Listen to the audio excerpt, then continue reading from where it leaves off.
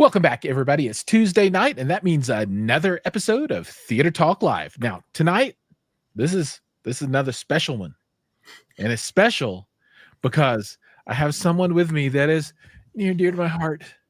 He's a brother from another mother, and slightly less good-looking than me. That's always a bonus. 100%. That's good.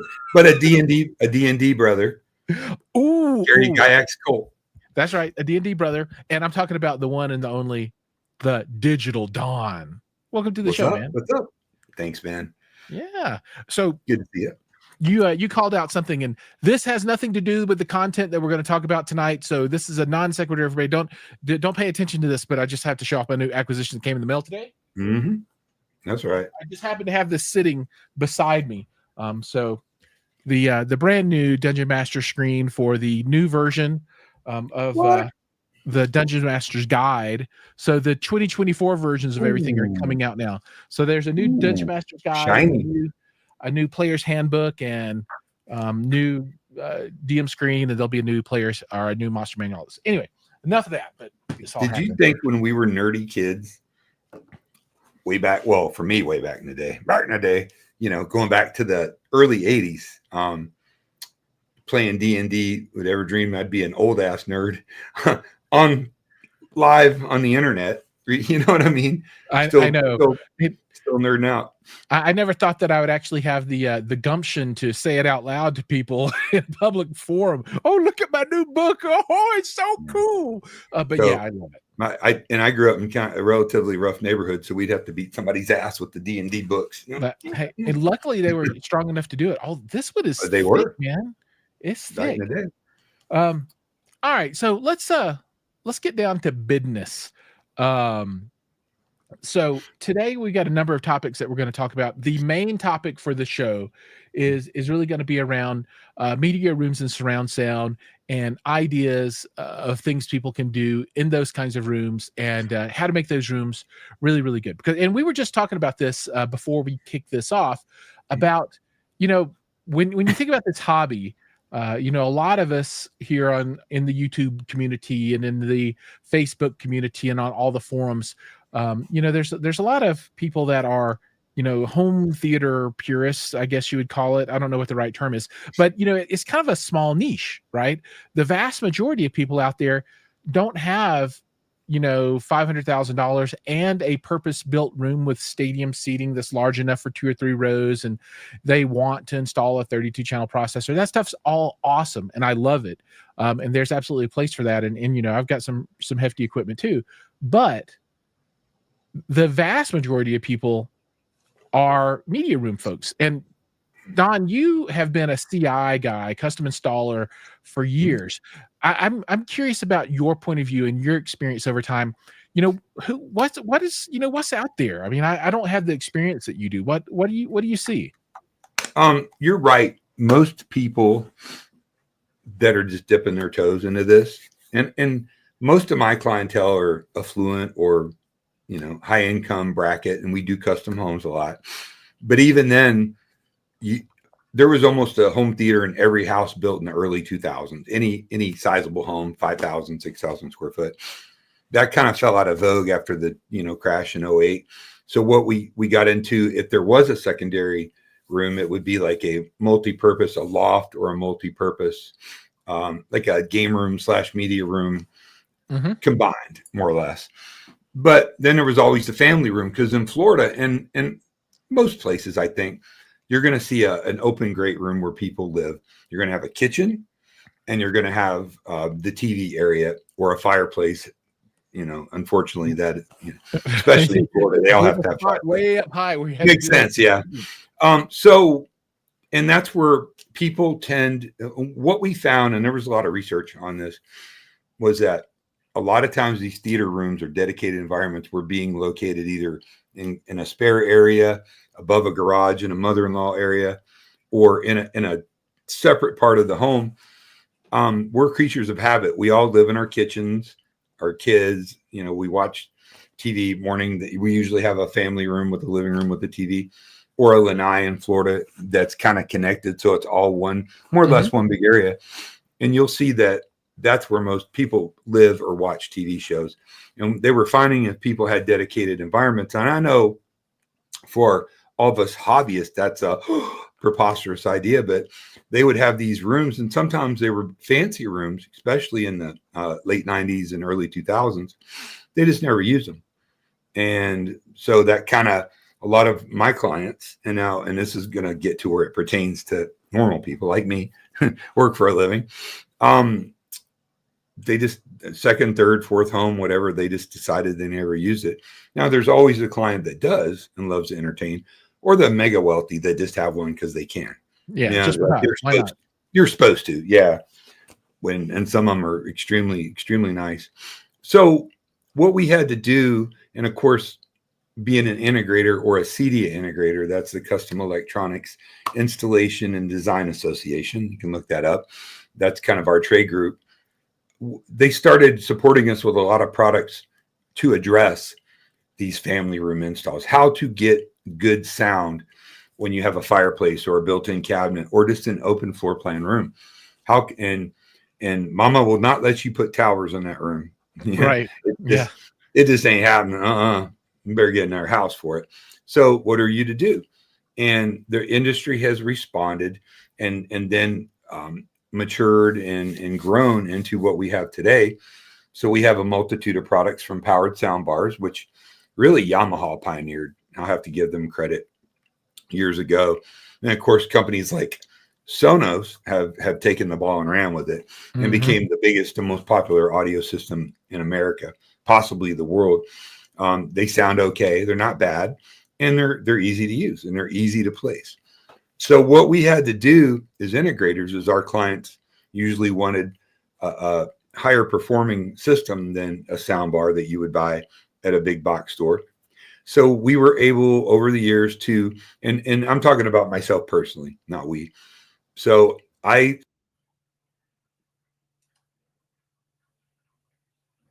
you're muted. You're the ghost in the machine. Got you.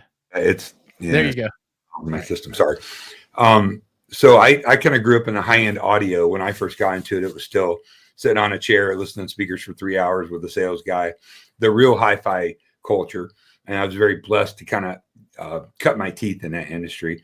Then as we moved to the integration business and family rooms and different challenges, what I did was I was able to take some of this incredible training from legends in the business like Peter McGrath and whatnot, and apply some of those principles, which are more or less common sense, Giles, to putting a system in a family room or a living room or a relatively austere environment acoustically, if that makes sense. That's cool. Yeah. Now, so one thing I'll add to that too. So I want to get into that a little bit more, but I think the concept of the family and media room, and if you look at the Colorado market, when you're looking at homes that are around the 3,000 to 4,000 square foot, which is kind of like upper middle class kind of price range kind of thing. Yeah, anywhere. They're anywhere from $1 million to $1.5 million or something. 5 years ago, they were like 800,000. Only rich people lived in $1 million home for a long time. But I wish.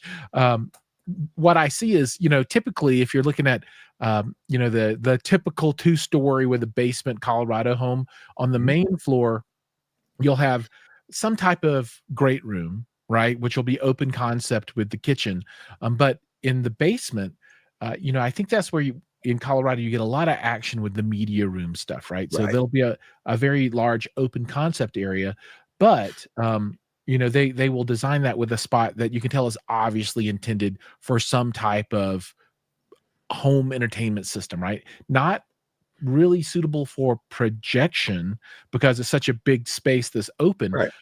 But absolutely a wonderful space if you can put in some kind of technology that you can figure out how to get good sound out of it, and then you could also watch it with the lights on. And I think that's the kicker, right? Things are changing, right? So like you said, in the 2000s, you get those homes with dedicated theater space, obviously meant for projection, but now 100-inch TVs, 110-inch, 115, game changer, right? And then look into the future, and I know I harp on this a lot, but that LED wall technology is going to be priced down at some point one day, where we can scale out to 130, 140, 150-inch screen. It's all about the sound, though. So, how do you deal with the sound, though? When you want to do surround sound in those big rooms, is the best option like a wireless system that all you need is power, or what do you suggest? Shut your mouth. No. I know. What is that? Well, certainly Yeah. wireless systems are an option. If you're that kind of clientele, you just want some decent sound, better than the TV. You're not really interested in the theater, really immersive movie experience.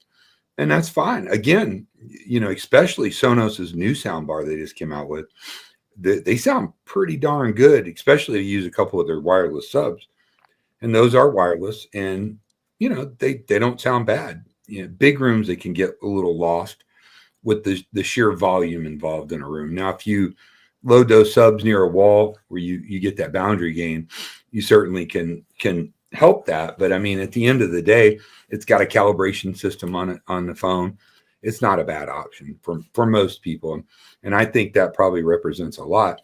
However, if you're the kind of person that has these same limitations aesthetically, aesthetics always rule in my world. The interior designer, the client's aesthetic vision really rules the day. And again, some great manufacturers have responded. Originally, companies like Sonance, not Sonos, Sonance. Sonance, yep. Leon is another great company most people haven't heard of, but they make really great solution, very high-end, very artistic hi-fi products.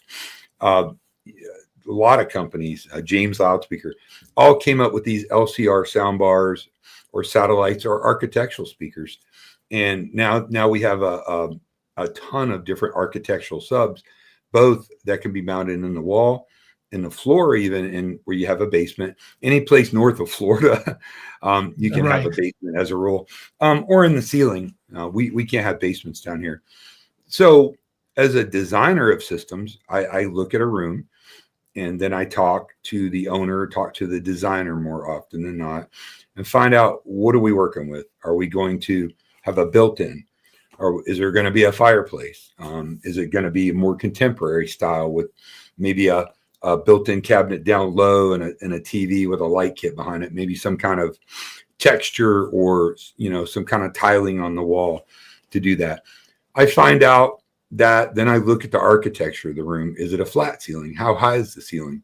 How far can I bleed over into another room and not be too intrusive? And I'll explain that a little bit.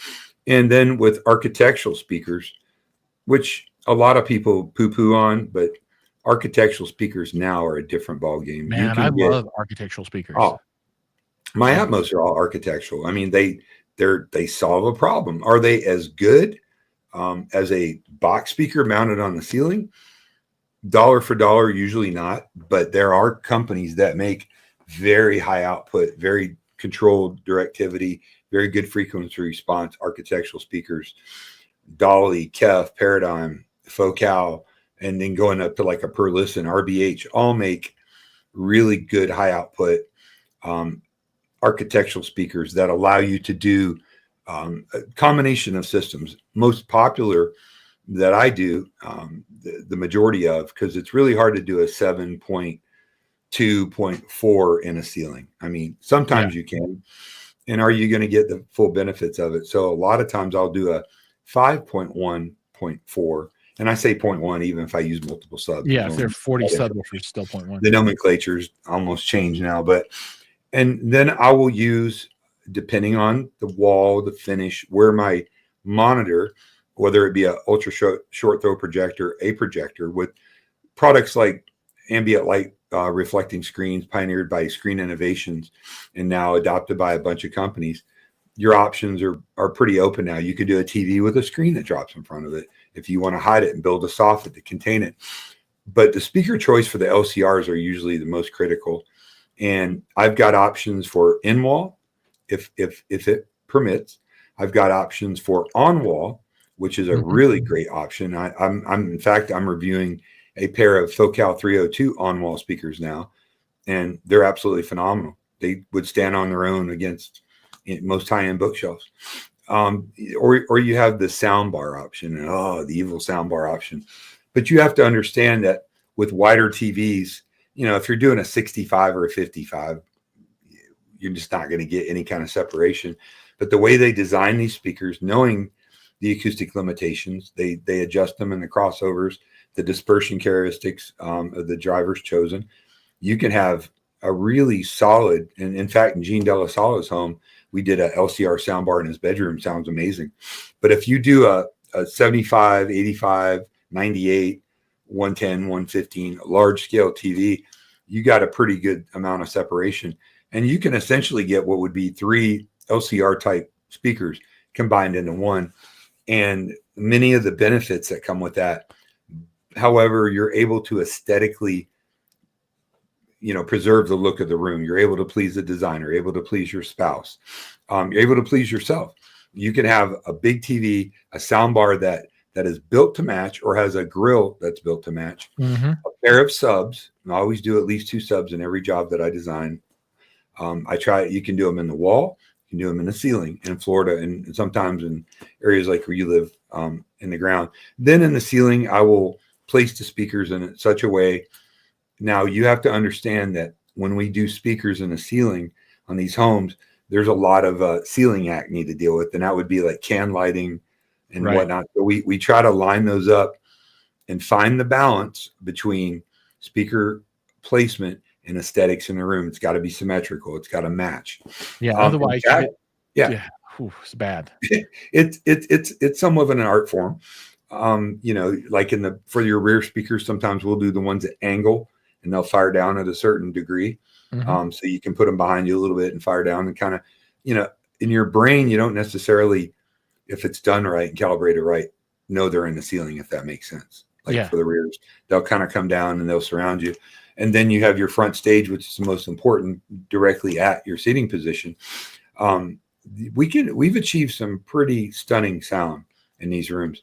Now, when you do a speaker like that, your positioning is kind of dictated to you. So that's where things like Anthem's Arc or Dirac or even Odyssey, Wipeout, whatever the poison is, comes into play a little bit to help you somewhat get there. Now, I'm a big proponent of continued calibration. I don't ever, maybe with Trenov is the closest I've heard, but most people's systems don't cost as much as a Trenov. I would say that there's not an automatic calibration system I've ever heard that made me happy with the sound. And more often than not with my clients. So that's when the ability to either have an integrator that's trained and knows how to measure sound with like an REW, or hire an outboard calibrator. Many times, as long as you have the computer and the correct microphone, they can dial in your computer and do the calibration remotely for you, which is really, really cool. You'd be surprised how good a sound you can get. Now, is it going to sound as good as a really nice set of high-end LCRs or towers, in a box bookshelf? And it's not, but the pure enjoyment you're going to get from it, you're not directly comparing it to another system. When you're sitting there watching a movie and you hear the nuances and the crunch and the sound and the surround sound going around you, and you're comfortable laid out on your couch eating or having a drink or watching the game, does that matter? It's about the enjoyment. It's so awesome is what it is. It's about the enjoyment. I want to go back to a point that you made about the larger screens with a sound bar that's got a truly discrete LCR in it. When you think about a 100-inch screen, that is like 90 inches wide. It's like, what is that? Almost 8 feet, or maybe more than, a little more than. Yeah, even an 85 is a hostile TV. You've got a center, and then 4 feet over, almost, you've got your left, and 4 feet over, you got your right in a sound bar, and that's pretty decent separation.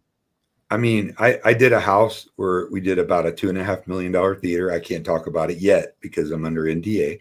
But in the owner's office, which is this big, huge, Baroque, grandiose granite, like something out of an Italian palace, right? And in his office, we worked with a company that did a $500,000, 16-foot wide, 220-inch diagonal, direct view LED, full 4K, narrow pitch, like That's bad to awesome. the bone setup. So we had RBH speakers providing the speakers for this particular project. And what I love about this company in particular is their ability to create something, a solution to a problem. They actually built, Jiles, a 16-foot wide LCR soundbar that about that deep, 6.5-inch drivers, AMT tweeter, high-end crossover, that and it came in 5 pieces because it's a little hard to ship something 16 foot. Yeah.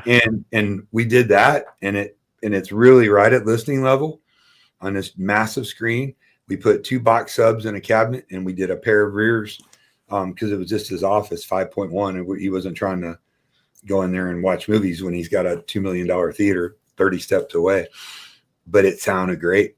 And, we did calibration. I think we used the NAD flagship preamp processor with Dirac. And we're still working on it, but you can get some pretty impressive sound and still preserve the aesthetics of your room. I'm not saying that's the best choice always. I'm saying that is a choice that my clients make and I make for them, with them, on a daily basis. And they're very satisfied with the sound that they get. They get good, clear dialogue. They get great dynamics. Again, depends on some sound bars are really thin and have 3-inch drivers. Some, like RBH, makes one that has 8-inch drivers and a big giant AMT tweeter that'll play 120 dBs. So the world is your oyster to do that. And please understand that you'll absolutely are capable of getting really, really good sound, even on stereo. Yeah, no, I 100% agree with that. And the madness. Okay, you got to help me translate his statement here. Don't forget the ultimate importance of the placement of the Vaders will be the make or break of any great system. Yeah, so on my main system, I got a big, huge salamander cabinet. The one where I sent you the picture with the Arendals, and I had the RBH there. I've got 2 really. I like to collect Star Wars memorabilia, and it's the Darth Vaders. Yeah, okay. these statuettes, kind of backlit, looks kind of cool if you're a nerd. And, audio, I love that stuff. And Ask Audio Gandalf. That's a friend of mine. He's like 4'9". He's got hairy feet. It sounds more like a Frodo. I'm gonna have him carry the ring. He's awesome. But so in family rooms, that more or less is what we do the majority of. Now, we used to do, back in the day, we used to do all the speakers in the ceiling, and that's still done because most integrators nowadays have little to no real true audio knowledge. And I hate to say that until you get into the bigger companies. Right. A lot of them are younger and they never really, and it's not necessarily their fault. Audio is just another SKU. They just put something here and something here, and it usually sounds pretty good. I mean, the industry's kind of groomed them to do that. It's another SKU. To me, audio has always been the sauce. Like, the automation's amazing. The lighting control is one of my favorite things in the world. Landscape lighting, motorized shading, all a multitude of things that we do as integrators.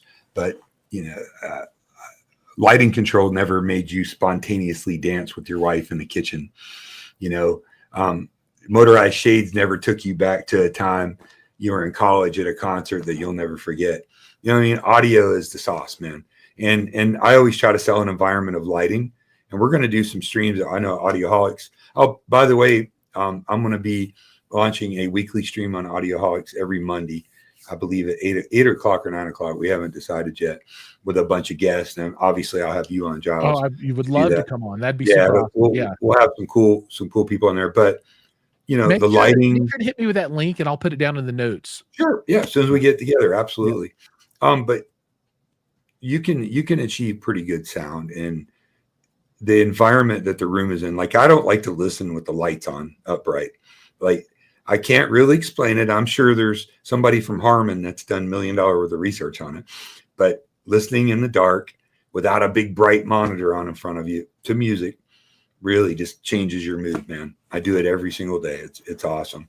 And cool. Good accent lighting. It doesn't have to look like a nightclub, with the pink and the purple RGBW.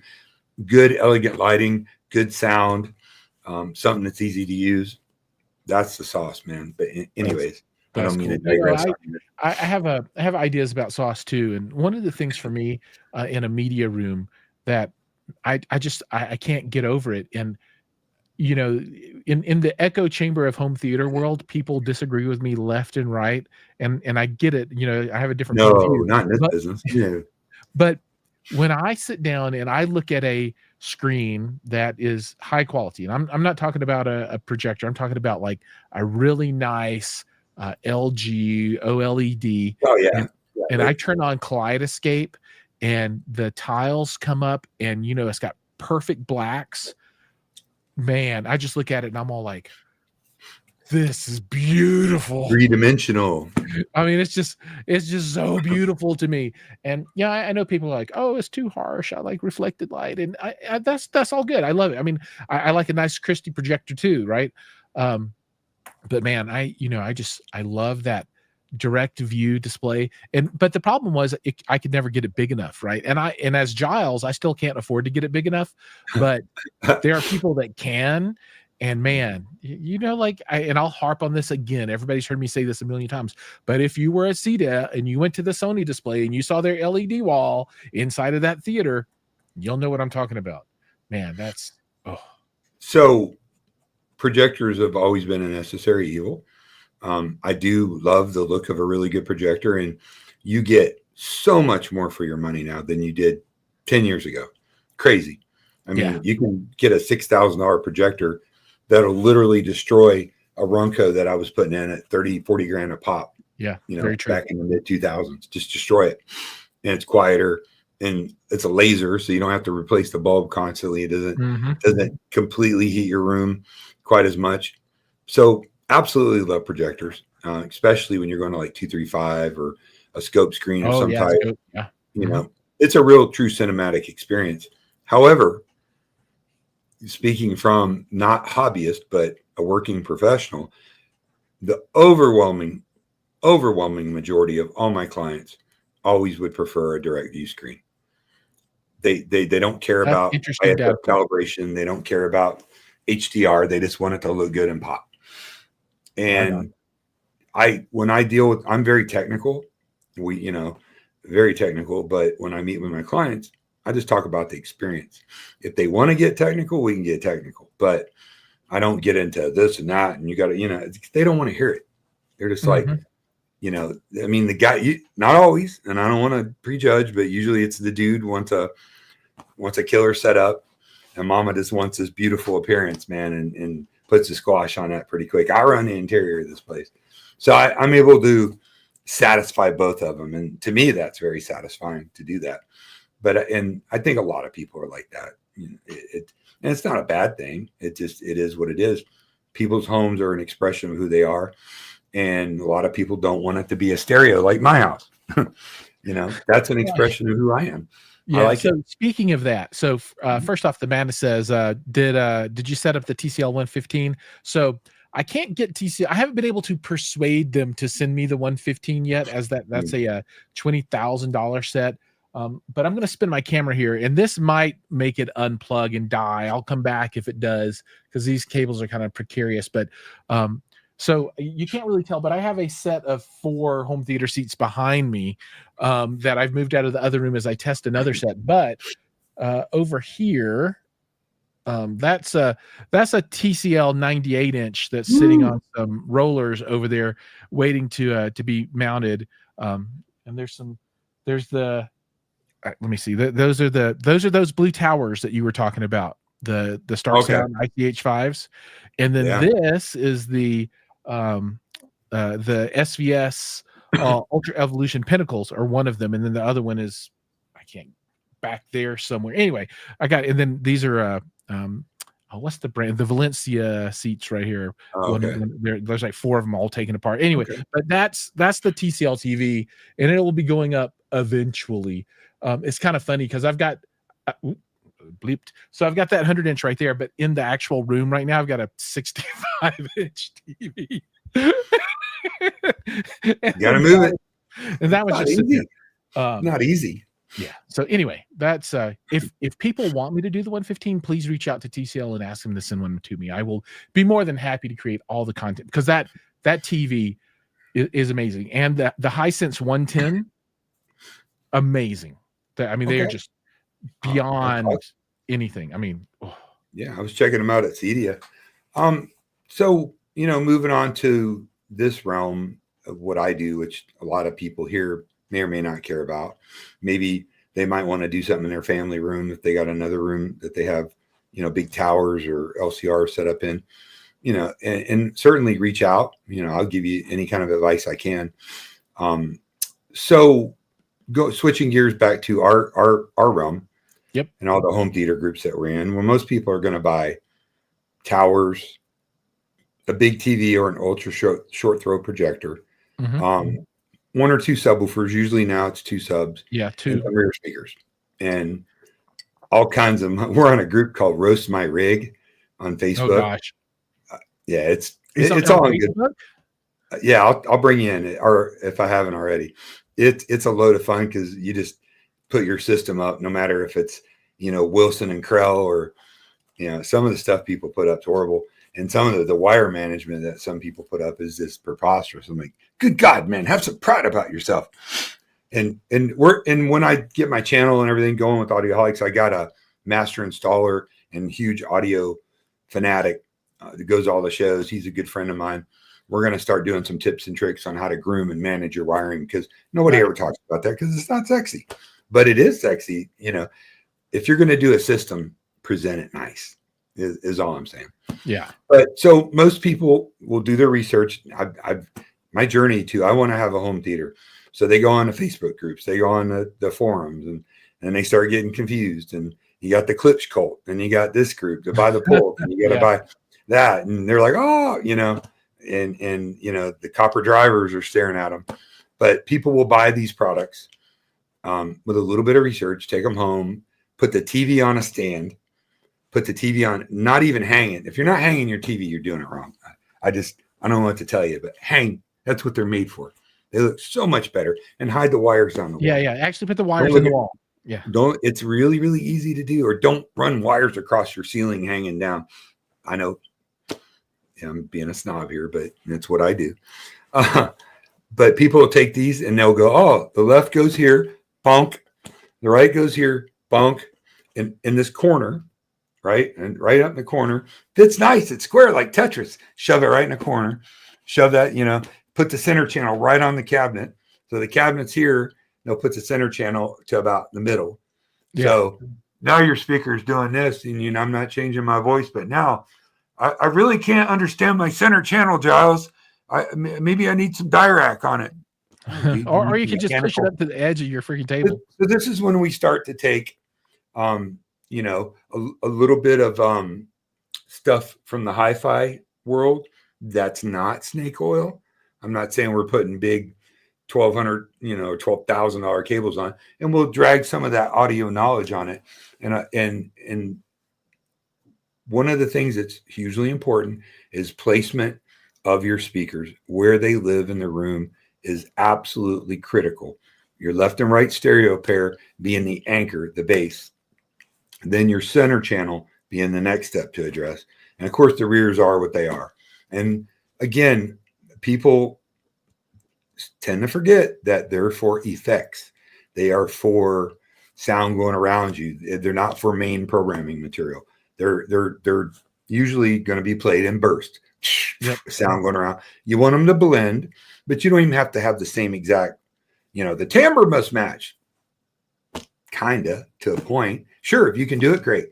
But if you've got Klipsch rears and Polk end ceilings and Focal fronts, you'll live. Yeah, and you won't, dude. You won't know. You got to be like, I know you won't know, but all the internet trained experts who, how does it measure? Well, do you even know what that measurement means, dude? Really? Or you just regurgitating some shit you saw online, right? What matters is how you wind up calibrating it. But starting off with that, and there's three parts. So I'll group two of the parts under one, and I call it mechanically treating the sound, which you can completely transform and change the sound of any room by mechanically treating it. One, speaker placement. What kind of speakers do I have? And how am I mounting them? Where are they going to live? How are they connected to the room that they're playing in?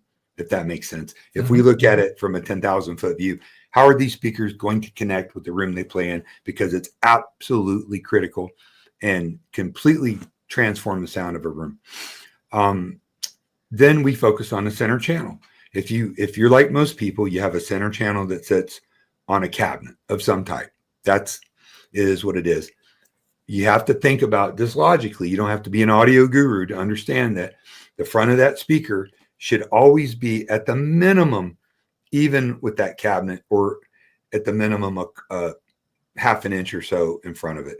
So now you're taking this away and kind of putting it here. Is it going to have some effect on the speaker? Sure, a little bit, but it's going to help tremendously to do that.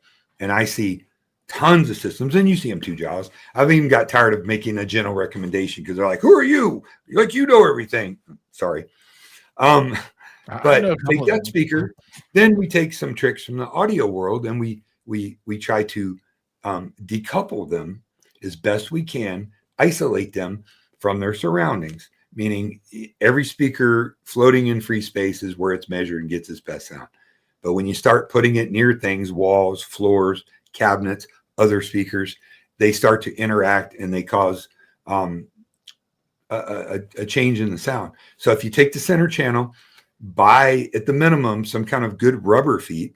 Preferably you buy something like Isoacoustics or Via Blue or some kind of isolation puck or center channel stand. Isoacoustics make some fantastic center channel stands that are built just like the ones they offer for professional studios that will lift up your speaker a little bit, helping to decouple it from the cabinet, and it will isolate it, mechanically isolate it, and sometimes even angle it up a little bit so you get a little bit better sound. And it doesn't, you don't have to spend $1 gazillion to do that. So am I boring you? Am I being no, a little boring? I agree with all that stuff. And yeah, I was just at the Toronto Audio Fest, and Isoacoustics was there, and they were showing off all their stuff. And I'm going to try and get my hands on. And this is because I mix audio at my desk here, right? And these monitors I have are on the desk. Oh yeah, on it, right. I've got some, dude, right now, and they're too low. They make a huge difference. Yeah, and I want to get those isoacoustic stands, lift them up, get the tweeters more on ear level, angle them just a little bit. It's going to be awesome. And then they make like you said, there's a pro stand that I think might have been initially designed for like bass guitar amps or guitar amps. Oh yeah. The Pro series, but it's almost perfect for a center channel. Yeah. Oh, is it? Okay. Yeah. You got that big. You need a lower big old Mama Jama. I say that now. I probably got the biggest center channel man right now. You'd need 3 of them for that. But if you do that, you isolate it. There's a multitude of products. I'm not going to go through a list of every product. If you do that, bring your center. And my center channels always stick forward of the cabinet because I have a really nice salamander cabinet, still a piece of wood and metal, and angle that out. If you were, my favorites when you take the center and stick it in a little space that IKEA builds for a center, and then you put your TV on a stand. You're like, I'm not really hearing the center that good, and it's like that far from the floor. I'm like, of course you're not. Yeah, it's pointing at you're not giving it a fair chance. Even if you have a center that you're not loving, if you move the center channel and adjust it, you might change your mind. You might get a night and day difference in sound. You're certainly going to get much clearer dialogue. Much better dispersion on the center channel if you do that. So that's my first piece of advice. Do that. But even before you get into all of that, take your speakers. And I'm in my brain, I've got like a pair of Klipsches because that's the most popular passive speaker in America anyways. And you measure them out. Don't push them against the wall. Please don't do that unless they're specifically designed to be closer, and they'll tell you in the documentation, you're going to get a whole lot of problems with that. The closer you get to that rear boundary, if you can pull them out, if they're rear ported, that's bad times. Oh, well, especially if they're rear ported, you're going to get boundary gain. You're going to muddy up your bass. You might get more of it, but it's not accurate bass. Try to come off the wall. Most of my speakers at my place are off the wall. I think the back of the speaker, and they're deep speakers, is 12 inches. Which is kind of a good medium. So a lot of audio files. So I'm building my dedicated room right now for 2-channel for my channel. Allow myself to introduce myself. Sorry. And that's going to be a dedicated, acoustically treated, perfect environment. And they're going to sit out considerably further from the wall for testing. But we just can't do that usually in the real world. So try to be 12 inches. If it's closer, it's okay, depending on the speaker design. If it's ported, as far out as you can get it. Then a lot of rooms have L-shaped walls or areas where one speaker is against a wall, and mine's not too far from a wall, and one speaker is in an open area. They're never going to sound completely balanced because you've got one speaker fully just giving you dispersion, and the speaker on the other side by the wall is coming out this way, but it's doing this. The sound is doing this. Yeah, so you're getting in a completely different sound. You can mitigate that stepping to the next part of the mechanical treatment, and that is using acoustic treatments to do that.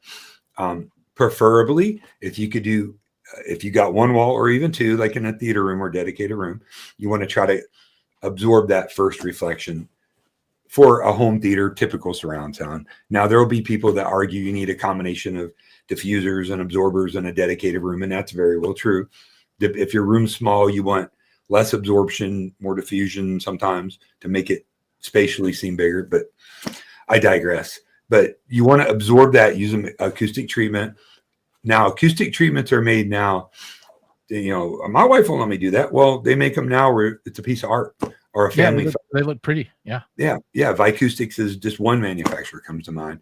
You can send in a family photo. You can send in, pick from hundreds of different art pieces and put up an acoustic treatment that'll help to absorb that sound and balance that out and mitigate it a little bit. Sub placement, really, there's been so much written on that. Most people have, the picture, 2 Klipsch speakers, 2 subs, a cabinet, and a center, right? Yeah. The subs, you did a great job doing 2 subs, but 2 subs that close together is not going to give you, the consumer that spent your hard-earned money, the full effect of multi-sub. It's just not. If you can sometimes take, and there's a perception the wider off that your front speakers are, the better your sound's going to be. That is not true at all. A lot of that has to do with the design of the speaker, the dispersion, and also the toe. If you can toe it in, if you can put the speakers usually a little bit further apart, that more often than not, you'll get more benefits of multi-sub. Ideally, you would put one in the front, one on the sidewall, or one in the back. There's really no right or wrong formula, but try to separate those to balance and then balance them out in the programming and whatnot. But well, for me, I just like to get like a bunch of them that are 24 inches in diameter and stack them up. That's my secret sauce. Hello, GSG, are you there? I was just talking to Kevin Sorkin earlier today. Dude, I think I want to get some big ones. Yeah, they make some big ones. Yeah, for sure. But a little care and feeding, and you can experiment. Bring your speakers out, measure so they're perfectly flat. And a lot of people don't know what, are afraid to ask what on access is and what off access is. And it's really simple. All this is pretty simple. Off access is when the speakers are parallel to the wall and they're facing straight out. So the tweeters are firing past your listening position. Yeah. They're not pointing at you. Correct. Right. Yes. That is the axis. Right. Yep. And you don't have to have a perfect triangle. The triangle is important. How the distance and how wide it is not so much important. Do try them off axis and play 3 or 4. You're muted again. Your computer does not like what you're saying. There you go. It's the CIA. They've infiltrated. So try it that way. And some speakers are designed to perform their best. Like Dolly, for instance, recommends that you always place them off axis. That's not always necessarily true depending on the room, but you try it that way. Then I recommend in 1-inch increments, you toe the speakers in and you creep them in towards being on axis to your listening position. And more often than not, if your speaker is not sounding its best off axis, that little bit of toe and that dispersion characteristic is going to change how it interacts with the room. And it might open up. I've literally heard an inch. Tell my girl that. An inch. Yeah, 1 inch can make a huge difference. May not please a woman, but it'll please your ears. And it does make a difference, Giles. Sorry. So here's a practical real world application of exactly what you're talking about. So in my room, one side, the speaker is like right in the corner. It's really close, right? It's too close. Right. And then on the other side, there is another 4 feet before you get to the wall, because there's a stairwell that comes down, right? Right. So for me, what made a humongous difference is on that left side where I'm in that corner, I added absorption on that left wall by the speaker. And then I also towed it in a little bit. Night and day difference. Night and day. No. It's unless you've experienced it, you might doubt what we're saying, but I'm telling you, the slightest change will change. And you know, as your speakers are a little wider, that a lot of times you'll get a bigger sound stage. Say if you had the perfectly open room, and then as you tow the speakers in, that's going to focus that sound more and make it a little more intimate. It won't collapse your sound stage on a good speaker, but it'll shrink a little bit. But in the right room, it might improve it because you're now overcoming all these boundary and room limitations that you've been dealing with. And that's super important. You don't have to have $20,000 front speakers to take advantage of it. You can have $500 front speakers and use carry and play with a Yamaha receiver or Marantz receiver and a couple of little subs. And, you know, you've worked really hard. You've done your homework. But if you're going to do all that, you want to take full advantage of whatever you buy, whatever brand of product. Take the time and the care and feeding to make it sound its best. And they're all different. All speakers, I mean, a speaker can measure almost identical, but when you sit down and play it, have a very different tonal sound than the next speaker. Yeah. And you can't measure that I know of. You just can't. Oh, I agree. I mean, you can, like you said, 2 speakers measure absolutely flat, sound different. So Teo from Audioholics, he said, good measurements help you decide if you want to date the girl, but the sound is make you decide if you want to marry her. And I always like that statement. Yeah, it's really cool because it's true.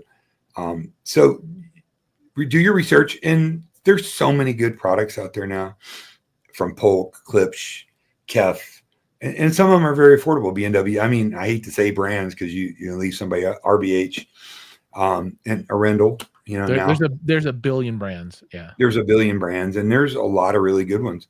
People always say, "Oh, reviewers are paid shills. They never have a bad review." Well, send me something bad to review, and I'll tell you it's bad. Like, there's not that much bad gear out there. I mean, you kind of, if you're in the business long enough, you kind of know when something. But sometimes you look at something that looks like, you know, you made it in your garage and the thing sounds amazing. You never can tell when you do that. But you know, my thing tonight would be care and placement, and we can talk about calibration.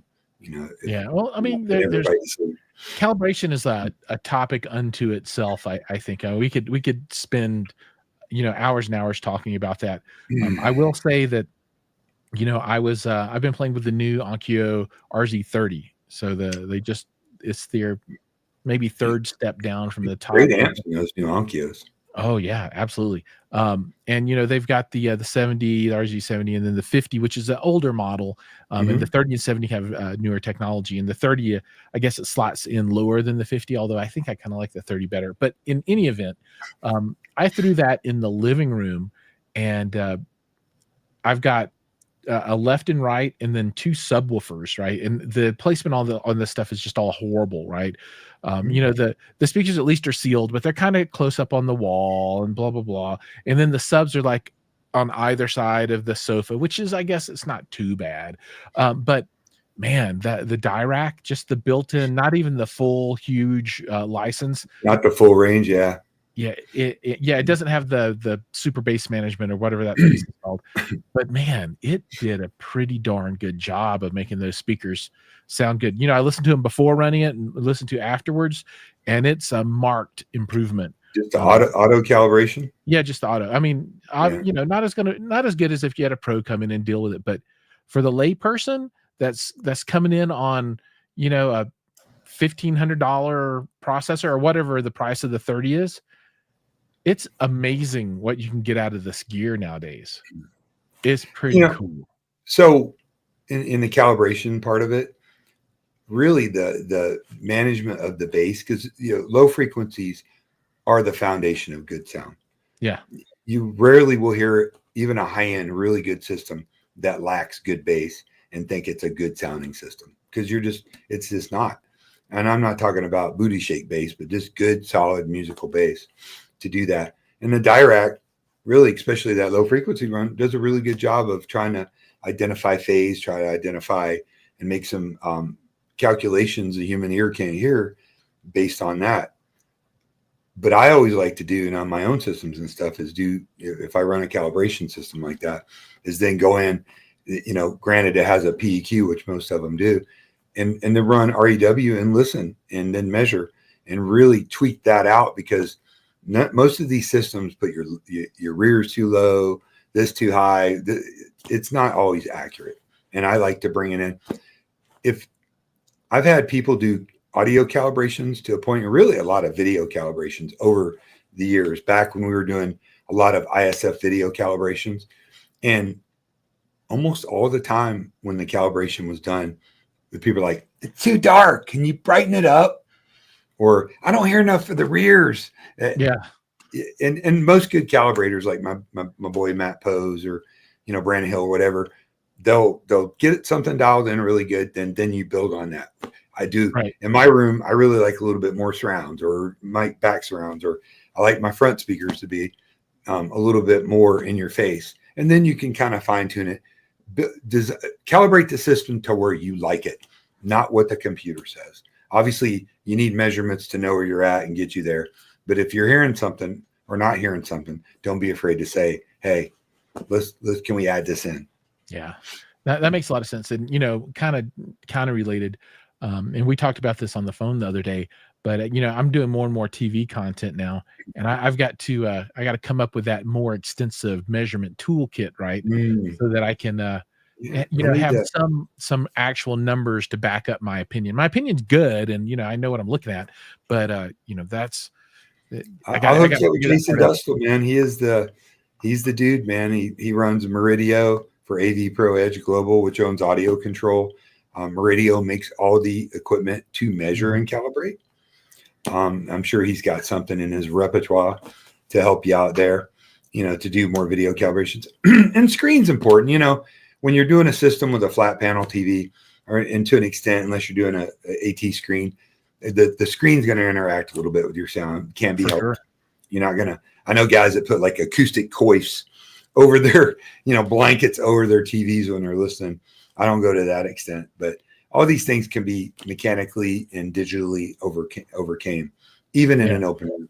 If you come to my house, which I have an open door for any enthusiasts that want to do, and you listen to my system in an open floor plan, I challenge you to hear too many rooms that sound better than mine, even in dedicated theater at any level. That's awesome. But that's hours of painful calibration and second guessing oneself. Wait, on that song, the voice was a little bit transparent, but in this, it's the curse. You've done it. Oh, I know. And to go back to another thing you said before. So this is what you do. This is your business, right? So if anybody is looking to contact Don and they don't know how to get to you, I've got a link down below that takes them to a form that they can put questions in. Oh, sure. If they fill that out and they say, "Man, send this to Don," I will make sure that your question, comment, request, or whatever makes it to the right spot. So don't be shy. That link is down there right now. So if you want to contact them, and then for your business, where do you just put my email up? That'd be easier. So I work for a company called Sound Ideas out of Gainesville, Florida. They've been in business since 1977. They started as a quintessential hi-fi shop. Mm-hmm. Oh, you're muted again. I've never seen it auto mute like that before. That's crazy. You're still muted. Nope, still muted. Still. Okay, unmuted. Yay. Hi, hello everyone. Hi, I'm Digital Dawn. They started. I'm here to bore you with our audio talk. Is what I'm here to do. They're a great company, high-end integrator, do just killer jobs. Macintosh dealer, Sonus Faber, Paradigm, some of the best brands in the business, put my plug in for them. Great. In fact, I am flying next week to New York City to go check out Macintosh's a big demo House of Sound. Oh, House of Sound. I've been wanting to go there. That's going to be awesome. Dude, Tell me how it is, man. I want to know. I'm going to do some filming, make some videos. I'm excited because I'm a huge fan of Mac. It actually is really good gear. I know everybody's like, oh, Macintosh is just overpriced. You get what you pay for with it. It's good gear and it's built to last. And they got some cool, unique patented technologies. But I'm a big Sonus Faber fan. I don't know of any company that makes finer cabinetry than they do. I don't know what it is about the Italians, but you just can't beat them, man. They always come out with something just beautiful, like a supermodel and a speaker.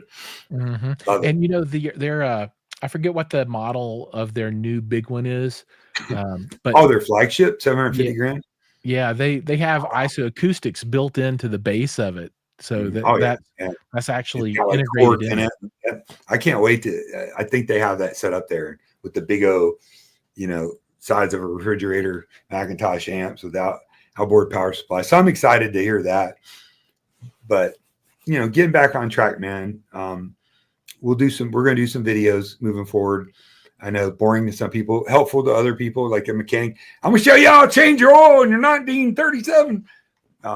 We're going to do that and show you how to groom, easy tips and tricks, things to make the presentation of your system, because it's great to have good gear, but if you got a dirty floor and wires hanging everywhere and a disheveled TV with wires hanging out, you're like, look at my system. And I'm like, come on, dude, have some pride about yourself. To do that. So, and we might even do some stuff on how to retrofit wires in 2 rooms instead of trying to use that ugly Home Depot, wire management, white plastic strip. Stuff.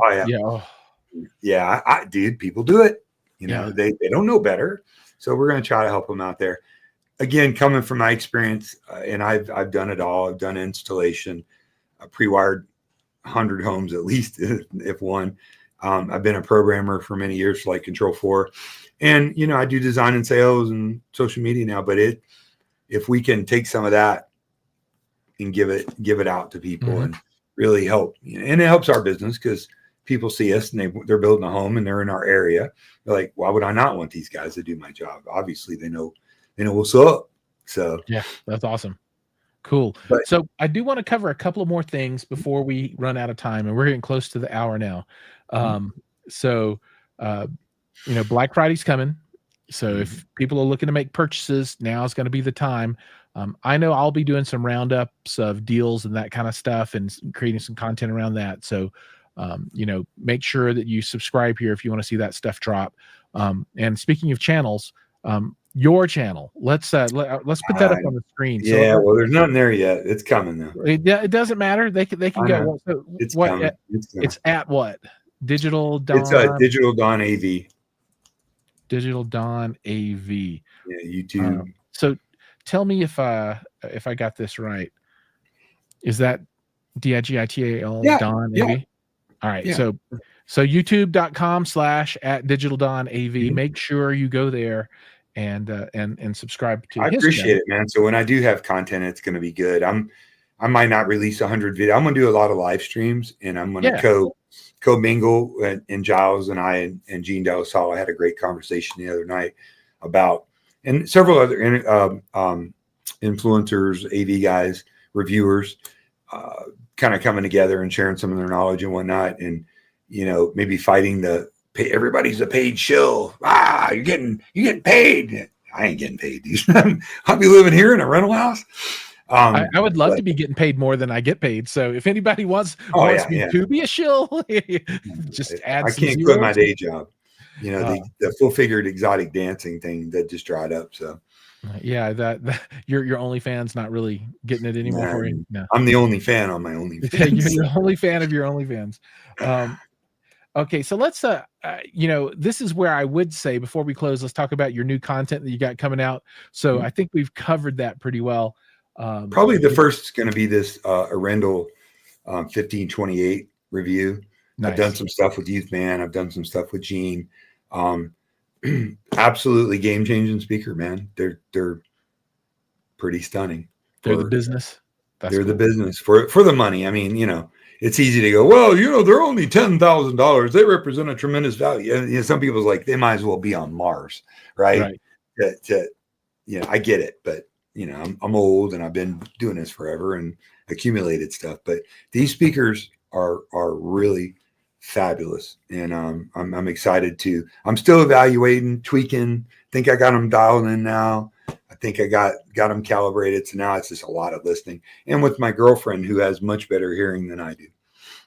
That's awesome. Cool. So everybody keep your eyes and ears peeled for that. Make sure you subscribe to his channel, to Don's channel, and then also ring the bell so that when the video drops, you'll get notified so you can go check it out. And whoever and Jiles, we're going to start doing this on a pretty regular basis. I'm down to do it every week. So as many times as you can get here. Unless I have an event or I'm stuck at work. Absolutely. I mean, especially if you're on that central or what you're on, not central time. You're on what? I'm Mountain time in Colorado. Yeah. I live just south of Denver. John Denverson. And I will continue to find guests to come in. Don and I can be the kind of the moderators and the daily constant talent. But my goal is to bring in industry guests as well, right? So we'll have all kinds of folks on from different places talking about whatever their hot new thing is, right? And then we'll also cover off topics that are important to people, right? Not everybody wants to hear Sonus Faber come on and talk about their new $100,000 speakers. Cool. Well, maybe we should have some fellow integrators, like high-end integrators, absolutely, who are in the field building these theaters that you read about in magazines, with the big budgets, and talk about what trends are working for them. We should talk about, controlling your system. I'm going to do a whole series of videos on what's the best controlled option on how to, from something simple. Since Harmony went away, it left a big void. It really did. Huge void. And now you went from $400 or whatever to $1,400. Yeah. Mm-hmm. And then you go up to the Control 4s and the Savants and all that, and you get really freaky. Obviously the best choice, but also the most expensive out of most people's price range. So we're going to explore from Raspberry Pi to Apple HomeKit to, some of the new emerging technologies like Thread and Matter, which are going to be a dominant force down the road. We don't have to strictly talk about just hi-fi. I mean, I've got vast experience because I do it every day. How do you wire a house? What cabling should I use? Speaker cables. I got a lot of thoughts on that. Mm-hmm. So whatever you're fancy, man. Yeah. And then, if people want to, hear about something specific, let us know. We can talk about whatever people want to hear, and we want to talk about what people want to hear about, right? We want there to be value when you come here and listen to us yak. We want you to be entertained, right? But if you can get something out of it that's useful, right? Learn. You got a resource, man. People pay me and my company a ton of money for well, obviously we sell and install it and do it's holistic, but really for our advice and design and being able to communicate with them, understand their vision. And, if you reach out within reasons, I'll get back to you as soon as I can. And if I can help a brother or sister out, I'm not judging, whatever, non-binary, I hope you too. We'll do that. We'll absolutely would love to do that because I love vision, picture and sound. I love movies. That's my sauce every day. When I'm not training or working, I'm doing that. And I think you're probably the same, Giles, when you get time. Oh yeah. No, I love movies, but man, I tell you what, I am a television fanatic. Sure. I love. You're like Youth Man. He doesn't care about it. He's like, I'll never sit and listen to music. I'm like, all right. Yeah. I listen to music too. Don't get me wrong. Right, sure. And I love movies, but dude, I love television series. I like having, a story that plays out over the course of 10 or 12 hours. That you can't shove into a movie. Exactly. I just love that. Yeah, like Shogun. Oh, did you watch that? Not yet. It's on my list. Oh, dude, like bump your list. You need to, or Vox Machina, the new season 2. Yeah, I've watched all of those, man. Oh, that dude, the dragon fight with the demon thing. Oh, dude, where he was like ripped its arm off. Yeah, no, it was totally nerd heaven. My daughter's a huge. She's in theater. She's gonna get a scholarship for theater. Won national awards for costume design. She's a huge cosplayer, and which I love because I've been going to con since the 80s. And you know, that's a thing that bonds us. We share it. We watch Demon Slayer, and we watch, you know, Vox Machina, and, you know, Castle Transylvania, great series. I mean, it's cool to be able to do that. And a lot of these are in Atmos too. But yes, I sorry. What's the show? It just dropped. It came out yesterday. No, day before. Arcane. Oh my God, dude. Even if people hate animation, look, you gotta watch Arcane. That show is built for stoners. Oh, so I'm telling you, with those little, like, it goes into like that music video portion and all that, you're like, wow. Have you watched season 2, episode 1? Oh yeah. Oh, dude, it was so heartbreaking. I watched all 3 of them, the 3 that came out. The funeral and the way they did the black and white kind of. It's yeah, that show's amazing. You know, I do like, but my problem is like I consume media. Like, I want something new. I've seen everything 10 times. I'm a movie guy. I'm an 80s kid. I know there's like 10 movies I can quote the whole movie, every word, and it's annoying to everybody. But there's just a lack of content coming out. So a lot of times we'll watch a show that comes out like The Penguins. You see that? It's on my list too, dude. I got something on my list. So the show will end, and I'll turn off the TV because I hate the bright light, and I'll put on my app, 2-channel music on Qobuz, or, you know, sometimes Tidal, and my girlfriend and I'll just sit and listen on a couch, dude. But when you got a really, really killer system, like I always have killer systems because it's your thing, man. Oh, you're muted again. You're muted again. we gotta fix this problem. You think? Yeah. All right. So a really killer system, and when you got a killer system, and you just sit and you close your eyes and you just play it at volume, dude. Not crazy, just, and the sound stage is huge, and you hear shit you never heard before. Even if you've heard a song, you're like, wow, did you just hear that? That's my sauce, man. I love them both, but, you know, I'd almost rather sit and listen to music and have a glass of wine and just, you know, with good lighting and maybe light a nice candle and go to Bed Bath & Beyond and set the mood. And nothing wrong with it. People are like, and nowadays we live in the golden age of access to music. Okay, you remember when we were young? If we wanted to listen to something, we had to go hunt it down on a piece of vinyl. My dad's Cheech Chong album, man. Yeah, everybody's had it. You're muted again. You're off. You're muted. You're muted. Yeah, I gotta fix this, dude. Sorry, We'll figure it out. I don't. Yeah. So now on my phone, I literally have, for $10 a month, have access to every song ever made known to man. I make playlists. When I go for the walk or go to a gym, I put on my earbuds, dude. Boom, it's there. I get in my truck, go to work. I'm driving. Boom. Like we're spoiled. I'm if I can listen to a song from start to finish. Now I do that on Atmos, because let me tell you, if you're not doing Atmos music and you have a good Atmos system or are thinking about it, do it. You got to get an Apple TV really to take advantage of it, you know, from a streaming standpoint.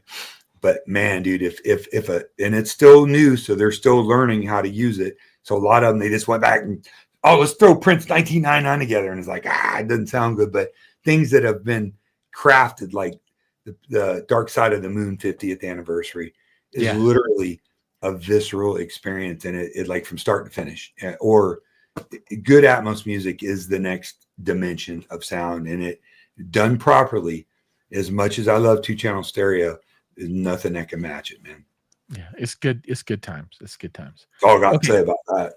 All right. So I think that's going to be our ending spot. So our asks of you, the viewers. Well, and first, thank you so much for taking your time to sit with us and listen. It's really cool. Hopefully learn something. And Don, thank you for your time as well. I really appreciate it. And then hope I wasn't too boring tonight, but I just wanted to autograph. No, you were perfect. All right. Thank you. But we do want to know what you want to hear about, right? So if there are technical things, if there's how-to things you want to know, let us know. We like to talk about content. If there is something that you are interested in, a TV show that you like, let us know. I will watch it. Don will maybe watch it. If there's music, Don will listen to it. I will maybe listen to it. I would love listen, I'm all about music recommendations. And in fact, I have spent countless hours building playlists on Tidal, Qobuz. Would be more than happy to publicly share those playlists. I've probably got 70 different playlists, audiophile oriented music that you would have to go out and search like I did. I have $4,000 monitors and a $2,000 sub on my computer. And while I'm working and doing design and every day, I listen. I let the algorithms sometimes guide me and help me. And if I hear a song having this really like high-end studio monitor sound, I can kind of get an idea, and I'm like, and I save it. Then I take it and listen to it on my other system. To the real system. Yeah, well, it's pretty real, but yeah, it's fun, man. It's just, I dig it. Passion. That's cool. That's awesome. All right, folks, we're going to go ahead and put a pin in this one. Thank you so much for joining. Remember, like, subscribe, ring the bell for my channel. Hop over to Digital Don AV on YouTube. Like and subscribe over there as well. Content's coming. He's got some hot stuff on the way. It's brewing right now. And with that, we'll see you next Tuesday. And remember, it's Black Friday season. So if you want toys, there's not a better time to get them. Use Jiles affiliate links, please. And use Don. Well, send me a note. Don can, if you're in Florida, he'll come install it. Just send me a check, though. It'll be all right. There you go. Yeah, money's better. All right, everybody. Take care. See you in the next one. Thank you so much.